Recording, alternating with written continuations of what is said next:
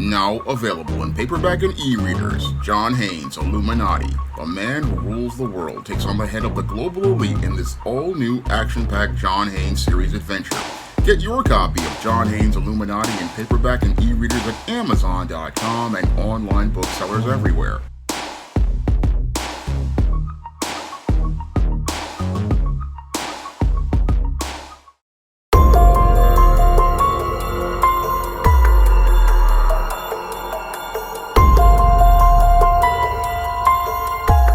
A wealthy developer was found dead as a result of a self-inflicted gunshot wound inside of his home in South Florida.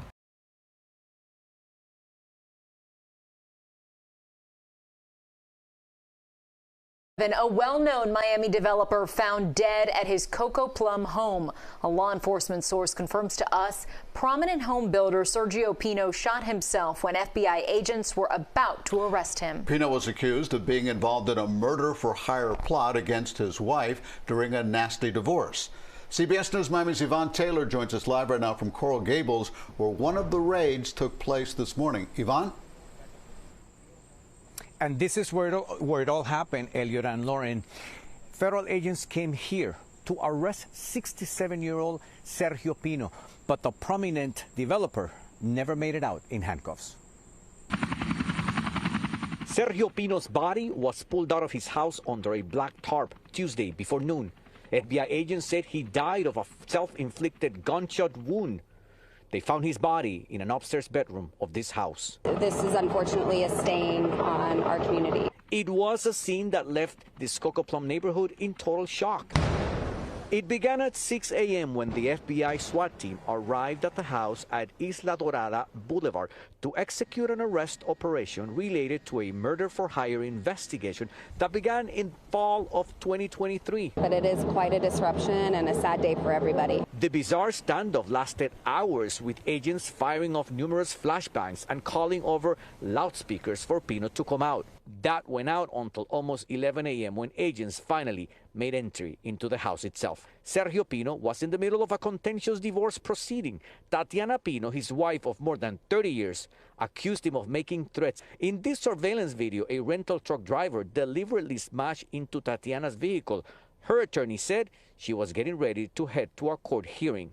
Federal agents arrested 4 men, including Byron Bennett, Jaren Howard, Edner Etienne, and Michael Dolfo. Another arrest occurred early Tuesday morning at this Cutler Bay house. There were 3 loud bangs. Lily Shen told me neighbors woke up to all this activity at 6 a.m. It was the same time Pino's house was being raided. Neighbors identified the man as 42-year-old Fausto Villar. The family started coming out very peacefully. They all came in, surrendered. Fausto Villar was handcuffed and he was put in a police vehicle. The wife was kept for questioning. The FBI confirmed Villar's arrest at his house without mentioning his name or any direct link to Sergio Pino. They've been here for 7 months, 8 months. Villar's neighbors were shocked by the way he was removed from his house. Meanwhile, Sergio Pino's attorney sent a statement confirming his client took his own life, and the level of law enforcement activity was unprecedented and unnecessary, especially since we had offered to surrender him. Today's event marked a tragic ending to an investigation we were confident we could successfully defend. There were rumors and allegations, but what was lacking was evidence. And we also reached out to Tatiana Pino's lawyer, Raymond Raful, for comments. He responded by saying, "Under the circumstances, we are not making any comments at this time," end quote. We are live in the neighborhood of Coco Plum in the city of Coral Gables. Yvonne Taylor, CBS News, Miami. Now, in this tragic alleged incident, 67-year-old Sergio Pino was found dead in his home from a self-inflicted gunshot wound as the FBI and SWAT teams looked to perform a raid on his home in an effort to arrest him as related to alleged charges of looking to participate in a murder-for-hire plot to take the life of his wife. And as the FBI and SWAT teams surrounded the $8 million home of wealthy developer Sergio Pino, they stood out there for hours hoping that Sergio Pino would surrender. However, when there was no response from Sergio Pino, Police then and the FBI then used flashbang grenades and broke into the home, where they tragically found Sergio Pino dead inside of a bedroom from that self-inflicted gunshot wound. Now, this whole situation with Sergio Pino started way back in April of 2022 when his wife of 32 years decided to file for divorce. And after she decided to file for divorce, Sergio Pino and his wife got into a contentious divorce battle.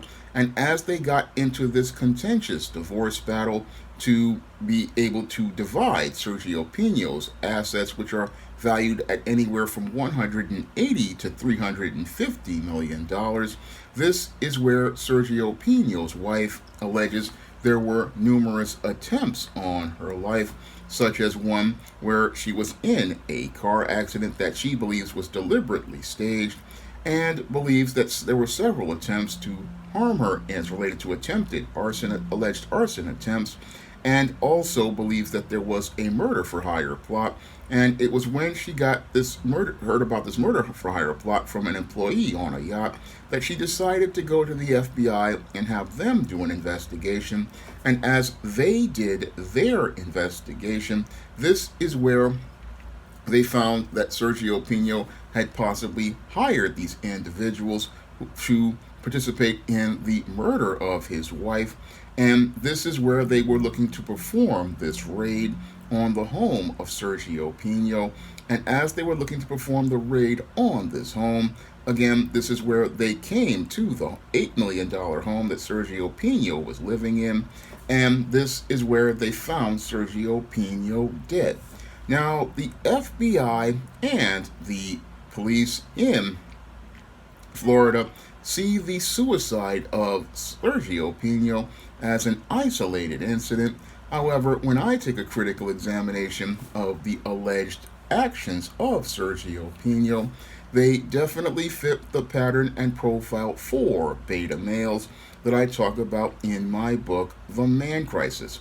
And Sergio Pino basically was one of these beta males who was used to living in a smooth world, a world where, because he had so much wealth, he was not used to the conflicts, problems, or obstacles of everyday life. And because he wasn't used to conflicts or problems in everyday life, when his wife of 32 years decided to file for divorce, this basically was the thing that possibly triggered him and made him seethe with anger because this woman who he was married to, he didn't really see her as a person. No, he basically saw her as an attachment.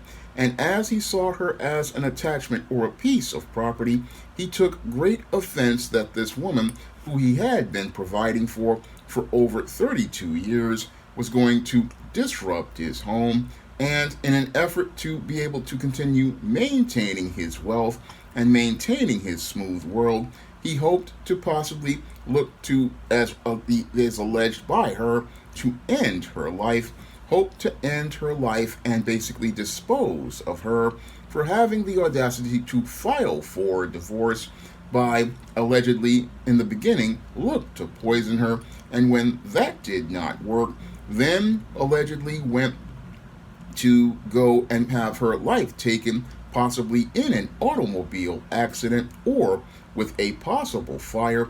These are the scenarios that the wife alleges as related to this situation. And as she alleged the situation and things were not working out for Sergio Pino, what happened was he allegedly then contacted one of his employees as related to developing this murder for hire plot. And as he contacted that employee as related to this murder for hire plot, this is where he basically became his own worst enemy in his quest to maintain that smooth world, because as he went out here and made that contact with that individual who recruited other individuals, as this was going on, the FBI was making their investigation, and Sergio Pino, as alleged by the FBI, was creating a paper trail for himself of evidence that was looking to possibly connect him to this whole situation. And as he was putting all of this evidence out here, he basically was making the situation far worse for himself because he wasn't looking out for his intangibles of manhood, things like his dignity, his self-respect, and his freedom, things that had higher value than even the money that he had, because while he was a wealthy man who made hundreds of millions of dollars as a developer in South Florida, what he was doing was basically putting all of that at risk because he was so caught up in his feelings about this woman basically disrespecting him in his eyes by messing his smooth world up. And as this woman, doing like 80% of women who are indoctrinated in feminism do, once they get to a certain economic point, what they do is look to file for divorce in an effort to get an access to that man's assets in order to be able to take care of themselves in their old age. That's basically what his wife of 32 years was looking to do. She basically possibly felt she had made enough money and looked to basically live on her own in her old age in Bus downtown, possibly, and be by herself. But that enraged Sergio Pino, who wanted to have his smooth world, where his wife basically was at his side, not causing any problems, and he could have a world with no conflicts, problems, or obstacles as a developer, have his own world where he could basically live very smoothly into his senior years, and wanted to have that world. But when that world wound up falling apart, he wanted to allegedly, possibly end the life of his wife to make her pay. And then after he did this, he basically would go on with his life with possibly somebody else. That's what I believe was possibly happening here with Sergio Pino, who again wanted to maintain that smooth world.